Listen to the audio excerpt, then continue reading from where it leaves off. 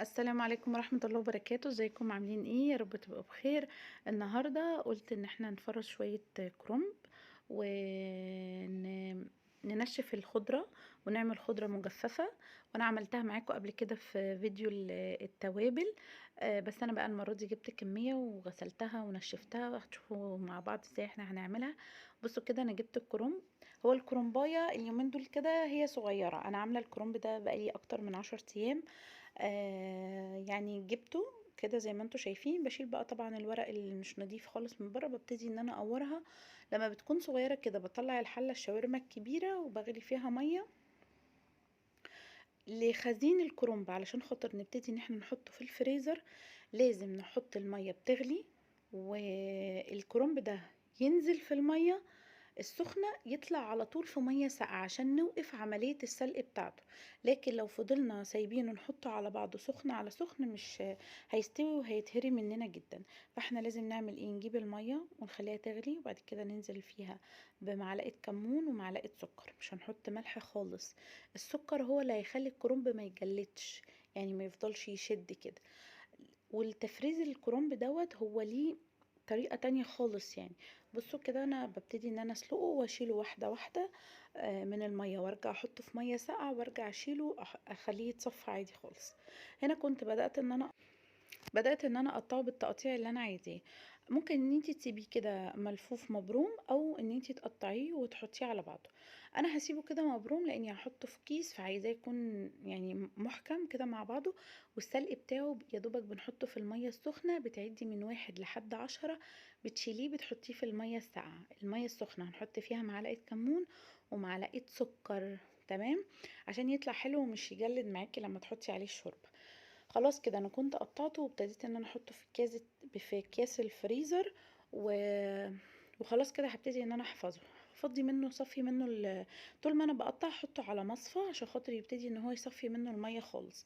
طيب دلوقتي لما اجي اسويه هو برضو ليه تركية. هطلعه يفك براحته، احطه لو محتاج ان هو يتفك هشطفه بشوية مية ساقعين، مش هحط عليه مية سخنة خالص عشان ما يتجلدش معايا. ولو عايزه بقى ان انت تسقيه الشوربه تكون بارده، ما تكونش سخنه، لان السخن على الساقع هيخليه يجلد وياخد منك سوا. الرز يستوي والورق ما يستويش، يفضل ان هو يشد. تمام. ده كده بالنسبه للورق الكرنب. هنا الخضرة بقى، انا جبت شبت وبقدونس وكزبرة وغسلتهم كويس جدا جدا جدا جدا، لان اليومين دول بين الشتاء والصيف بيكون في كده زي حاجة كده عاملة زي القوقعة كده، بتكون موجودة في الحاجات الخضراء عموما يعني. بس فابتديت ان انا جبتهم كده ونشفتهم. ممكن ان انا اخرطهم وعينهم في الفريزر، عشان انتوا عارفين ان على دخلة رمضان الدنيا بتشد جدا في الموضوع الخضر ده، وبالذات الشبت. يعني مش فاهمة، كأنك بتشتري مخدرات مش بتشتري شبت يعني. تلاقي كل حاجة والشبت مش موجود. فممكن ان انتي تخزنيهم. ما بفضلش تخزين الخضرة كتير قوي قوي لمدة طويلة في الفريزر، بس انا ممكن اخليها احتياطي. تمام.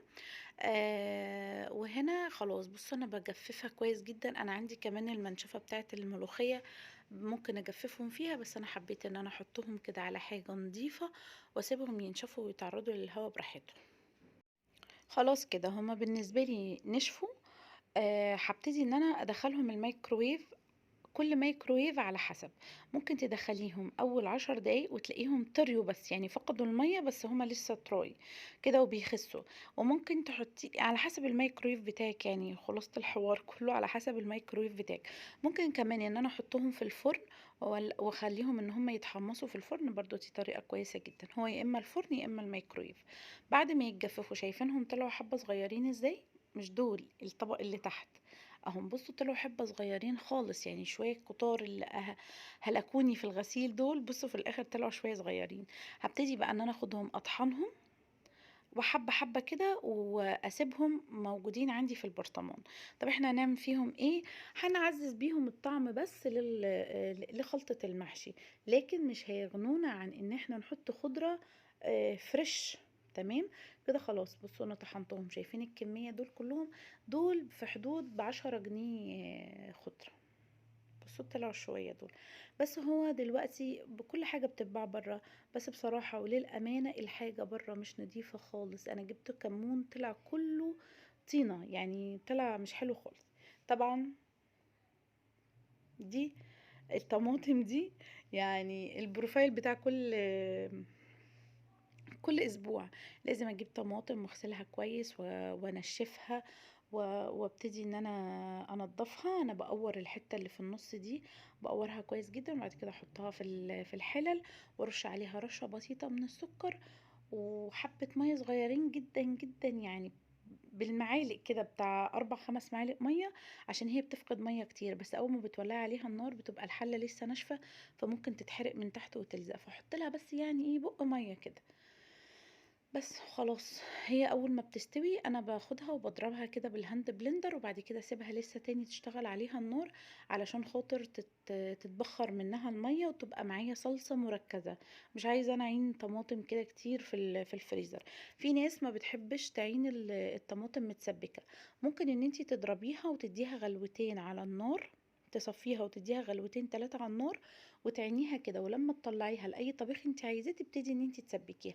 وممكن تعينيها فريش، بس وانتي بتضربيها هتحطي معاها معلقه سكر عشان بس تشيلي منها الحناطه. وفي دي زي ما انا وريتكم برضو بشيل منها الحناطه برضو بمعلقه سكر. طبعا انا هنا كان التوم بتاعي كان خلص. انا ربنا يخليها لي يا رب ويشفيها لي ان شاء الله باذن الله. مامتي حبيبتي هي دايما كل موسم توم بتبتدي ان هي تجيب لي كميه وبتضربها لي. يعني في القاهره في طبعا زي ما انتم عارفين اكيد بتشوفوا فيديوهات كتير بيضربوا الثوم، بيتضربه لي وبفضل محتفظه بيه من السنه للسنه. بس السنه دي بصراحه خلص عندي قبل ما الثوم الجديد كان يطلع، فانا جبت ده كيلو. الراجل اداهوني بتهيألي يا ب15 يا ب20 جنيه اهو. بصوا كبير قوي. ابتديت ان انا قشرته كله، بصراحة كان سهل جدا جدا في تقشيره. وزي ما انتم شايفين كده خلاص قشرته، اشيل منه اي راس كده ناشفة من فوق، وهبتدي ان انا اضربه في الكبة، ولا بحط له زيت، بحط له بس رشة ملح خفيفة اهو. ده كده التوم، هبتدي ان انا اضربه في الكبة. الحاجات دي بصراحة أنا عن نفسي كسارة بتسهل عليا حاجات كتير جدا. أولا أنا عندي دروس وعندي مدرسة وعندي التزامات تانية كتير، مش فاضية، مش فاضية بجد والله وحرفيا اني لسه اقف امسك راس توم اقف اقشرها، ولا امسك بصلايه اضربها، ولا كل الكلام دي بصراحة. حتى لو انا بره وخرجت او لو عندي دروس كتير بطلع كل حاجة من التلاجة وبحطها على بعض، خلاص احنا خلصنا. لما بيكون عندي الشعرية جاهزة وخلاص، بس انا هغسل الرز وهضيفه على الشعرية. انا تعبت في ايه؟ ما تعبتش في حاجة، يعني ده اقل عيلة ممكن تقدر ان هي تعمله. لكن لو لسه هقف احمر الشعرية وهغسل الرز، لا دي بصراحة بالنسبة لي انا فيها غلبة. اللسان عصفور برضو، لو عندك الشوربة واللسان عصفور جاهز هتحطي لكل واحد معلقة لسان عصفور في الشوربة وخلاص خلصت. يعني بجد التفريزات ديت للي متعود عليها هيلاقي نفسه ان هي بتسهل عليه حاجات كتير جدا. وواقفة كفايه انا واقفه في المطبخ، بصراحه المطبخ خد مننا رقات وخد مننا حاجات كتير قوي. احنا ممكن بنتعب اكيد طبعا، يعني كل ست بيت بتتعب وعارفه يعني ايه تعب المطبخ. دول عملوا معايا كيسين اهو زي كده ما انا وريتكم، ودي اكياس محكمه الغلق بكسر منها حته وباخد اللي انا عايزاه. كفايه انا واقفه بصراحه في المطبخ، يعني خد مننا رقات وحاجات كتير.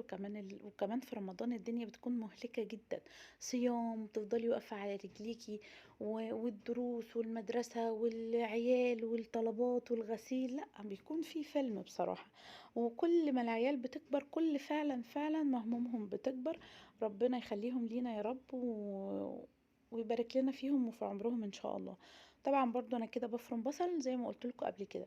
انا كل ما باجي افرم بصلايه واحده ما تنفعنيش خالص بصلايه واحده دي، لازم اطلع كده كيلو 2 كيلو بصل، ابتدي ان انا افرمهم، ولو فاضيه بقطعهم سلايس كده. ولو حابه عندي طبعا انا عاينه بصل قورمه كده، البصل الصغير قوي ده بعينه لاني بحب بقى احطه في الطواجن، لحمه ببصل، تورلي، الحاجات دي بحب اعين جدا البصل الصغير والطماطم الشيري الصغير كده. بس خلاص، بس هرشه بس شوية ملح وابتدي ان انا ابططه واحطه في الفريزر. الحاجات دي لو مش عايزينها ان هي تطلع معانا ريحة وتعمل ريحة مش حلوة وكل الكلام ده، انتي تكسري وتحطي تاني في الفريزر على طول.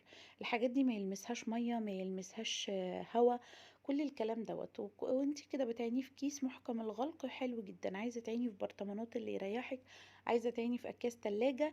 هي رخامة اكياس التلاجة ان انتي لما تيجي تحطي فيها الحاجة وتفتحيها بتبقى صعبة، فبترجعي خلاص بعد ما تقصي الكيس بتسيبيه، فبيبقى معرض للفريزر، فكل حاجة بتكرف على بعضها. هي بس حلاوة الأكياس دي في كده. أنا عارفة إن هي غليت جدا، بس ربنا المستعان. هي على فكرة بتتعاد استخدامها تاني. يعني ممكن أنا دلوقتي فرمت بصل وخلاص آخر شوية بصل، ممكن أفرم تاني وأعين فيها مرة مرتين تلاتة على حسب استهلاك الحاجة. كل ما الحاجة تكون لسه كويسة بنستخدمها تاني يعني. بس وانا كده بالنسبه لي خلصت خالص. يعني بصوا انا كده عملت الكرنب، عملت طماطم، من زمان خالص كنت عامله الفلفل الاحمر وعملت الثوم. ده احتياطي بس لحد ما انا عارفه ان الثوم الجديد دلوقتي طلع، عقبال بس ما الثوم التاني يعني اخده. والبصل كده خلاص خلصته. طبعا برضو انا كنت برضو مفرزه خضار كمان، وان شاء الله نعمل فيديوهات احسن واحسن. والسلام عليكم ورحمه الله وبركاته.